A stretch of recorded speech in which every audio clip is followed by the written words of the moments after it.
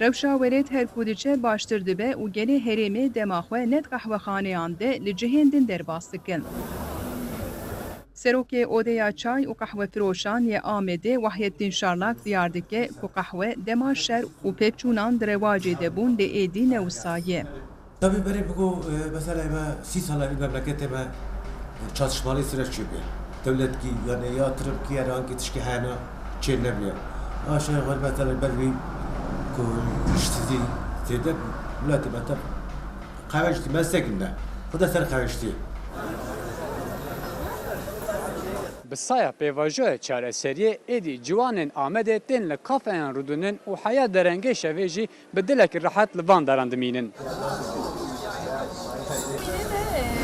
Gavekê tê ronî tikî 2 saat 3 saat wan aranda ronî tikî yani balan ronî tikî. Mecbur kafezine bol ronî tikî. والله از روز یه 2 ساعت مایه میخوام بیشتر قهوه جار ماشون قهوه ما بالاشون ona yani ortamı ma ve havalın gelen Xwediyên kafeyan yên li kûçeya hunerê ya Amedê dibêjin ku müşteriyên wan dikarin heta nîvê şevê bi dilekî rehet rûnin û sohbetê bikin. هيا دورة ساعات 11 شباب واحد. هذا ساعات ساعات أنا بدأت بتكلم هيا 11 شباب 11 شباب. نبغى خبط.